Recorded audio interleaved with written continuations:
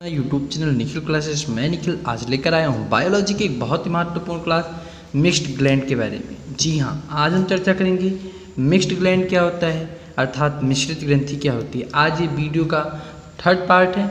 मैंने फर्स्ट और second part में ये सीखा था कि इंडोक्राइन ग्लैंड, इंडोक्राइन और प्लस एक्सोक्राइन ग्लैंड क्या होता है।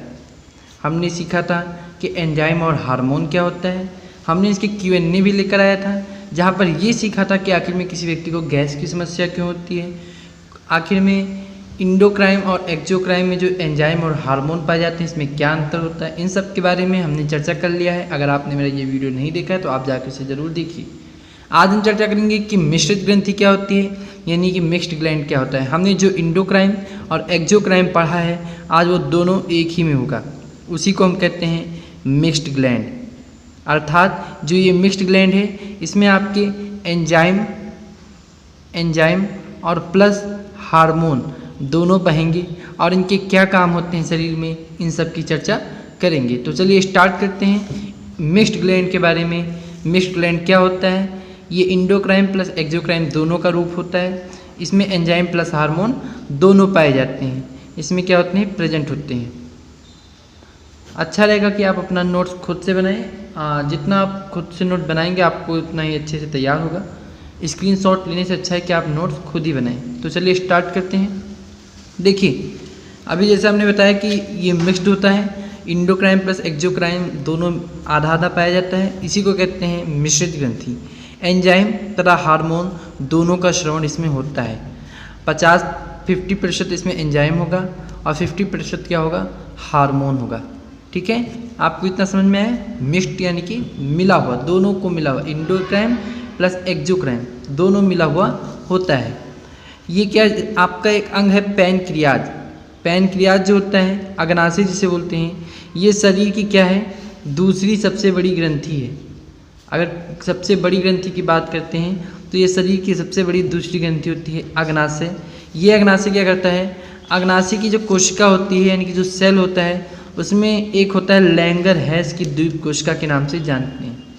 जो अग्नाशय में कोशिका पाई जाती है उस कोशिका को क्या कहते हैं? लैंगरहैस की द्वीप कोशिका कहा जाता है। और इस लैंगरहैस की द्वीप कोशिका में 3 प्रकार के क्या होते हैं? आपके एंजाइम और हार्मोन निकलते हैं। वो क्या होते हैं? देखिए, लैंगरहैस की द्वीप कोशिका कहाँ पाई जाती है? पैनक्रियाज में, अग्नाशय में पाई जाती है। ठीक है, अग्नाशय में कौन सी कोशिका होती है? लैंगरहैस की द्वीप कोशिका। इसमें आपके एंजाइम पाए जाएंगे और हार्मोन होते हैं। एंजाइम यानी कि आप इसका एक शॉर्टकट की है लेट, LAT लेट, आप इसे लेट भी कह सकते हैं, LAT लेट। इसमें एंजाइम पाया जाता है लेट। और हार्मोन 3 प्रकार के होते हैं, अल्फा सेल, बीटा सेल और गामा सेल। ये 3 प्रकार के हार्मोन इसमें उपस्थित होते हैं। तो कौन कौन से एंजाइम होते हैं? देखिए, ये एंजाइम और हार्मोन कहाँ पाए जाते हैं? ये पैनक्रियाज में पाए जाते हैं, अग्नाशय में उपस्थित होते हैं। लेट क्या होता है? देखिए, L से होता है लाइपेज, A से होता है एमाइलेज और T से होता है ट्रिप्सिन। ये लाइपेज, एमाइलेज और ट्रिप्सिन क्या होता है? ये एंजाइम होते हैं जो आपको डाइजेशन के समय सहायता करते हैं। जब आपको डाइजेशन का चैप्टर पढ़ाएंगे तो उसमें हम इन तीनों चीज़ों के बारे में अच्छे से चर्चा कर लेंगे। ठीक है, आप इतना समझिए कि ये तीनों क्या है? एक प्रकार के एंजाइम हैं। और ये एंजाइम कहाँ पाए जाते हैं? हमारे अग्नाशय में उपस्थित होते हैं। फिर आपका आता है हार्मोन। देखिए, इनमें 3 प्रकार के सेल होते हैं। एक होता है अल्फा सेल, बीटा सेल और गामा सेल।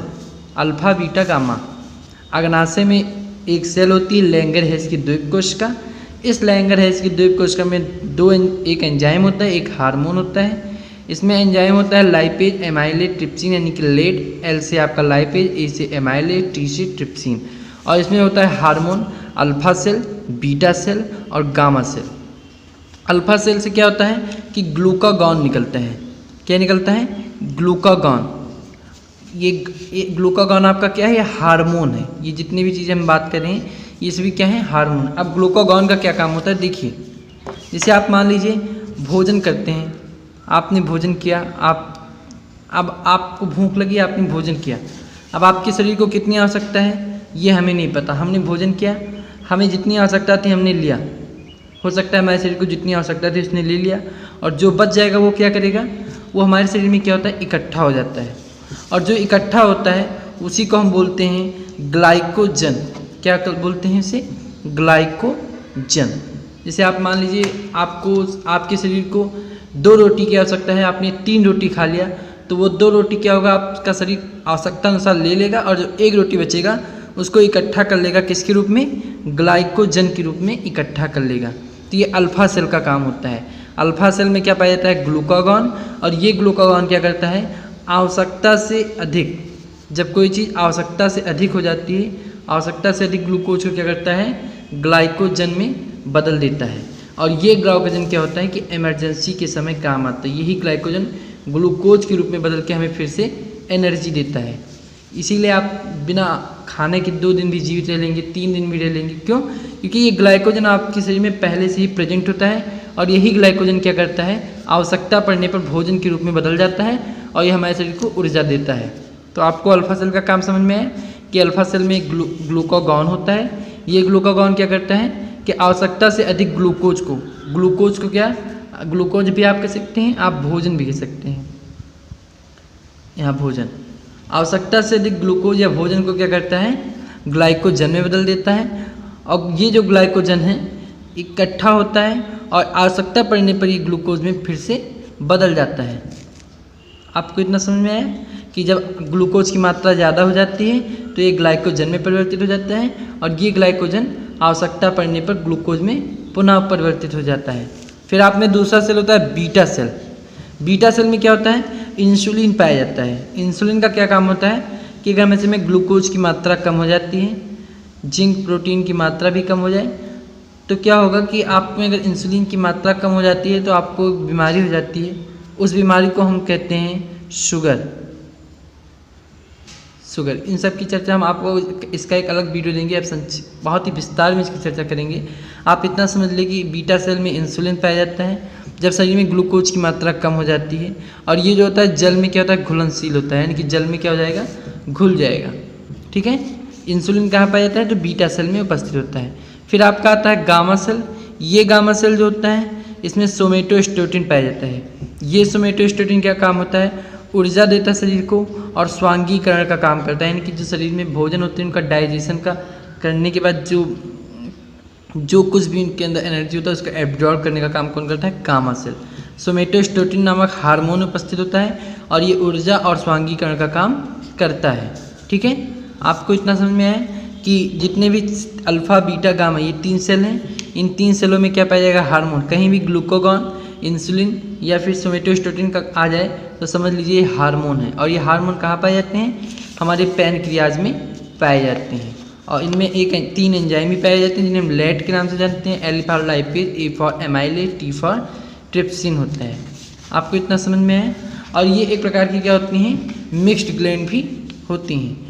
तो ये बहुत ही छोटा वीडियो था क्योंकि हमने फर्स्ट और सेकंड वीडियो में इंडोक्राइन और एक्सोक्राइन के बारे में चर्चा कर लिया है, जहाँ पर हमने ये बात किया था कि आखिर में आंसू का निर्माण कैसे होता है, कीचड़ का निर्माण कैसे होता है, पसीने का निर्माण कैसे होता है, हमारी त्वचा इतनी चिकनी क्यों होती है, इन सब के बारे में हमने पिछले वीडियो में चर्चा कर लिया हुआ है। और आज हमने थर्ड पार्ट लेकर आया था मिक्स्ड ग्लैंड के बारे में, जिसकी भी चर्चा हमने कर ली है। एक बार हम फटाफट रिवीजन कर लेते हैं। तो देखिए, मिक्स्ड ग्लैंड जो होता है एक प्रकार का एंजाइम तथा हार्मोन दोनों का इसमें श्रवण होता है। पैनक्रियाज होता है, यानी कि अग्नाशय ये शरीर की सबसे बड़ी ग्रंथि है और ये इसी अग्नाशय में एंजाइम और हार्मोन दोनों का श्रवण होता है, इसीलिए हमने मिक्स्ड ग्लैंड के नाम से भी जानते हैं।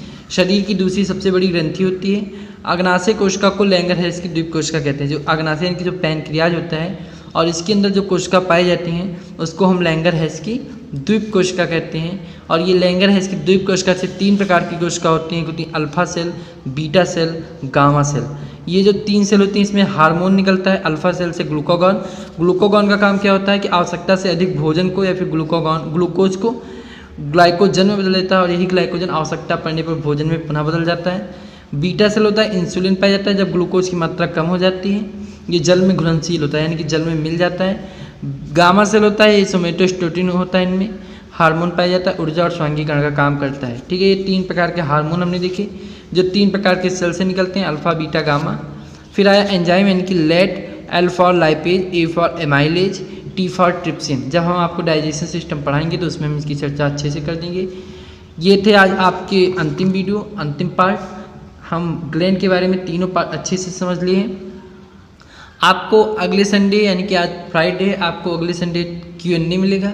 वो Q&A आपको मंडे तक अपलोड कर दिया जाएगा और आप उसे ज़रूर देखिए। आपका वो Q&A थर्ड Q&A वाला होगा, जिसमें हम सभी प्रकार के क्वेश्चंस लेकर आएंगे जो सबके मन में रहता है।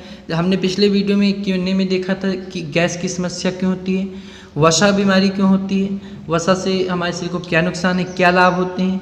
हमने ये सीखा था कि आखिर में कोई व्यक्ति बचपन से मोटा क्यों हो जाता है, ये क्या एक बीमारी है। हमने इन सब की चर्चा 2 Q&A में कर लिया है और ये थर्ड Q&A आपको मंडे को मिल जाएगा। तो अगर आपको ये वीडियो पसंद आया है तो चैनल को लाइक, कमेंट और सब्सक्राइब जरूर करें और साथ ही साथ इसको शेयर करें, जिससे कि हमें मोटिवेशन मिले। Thank you.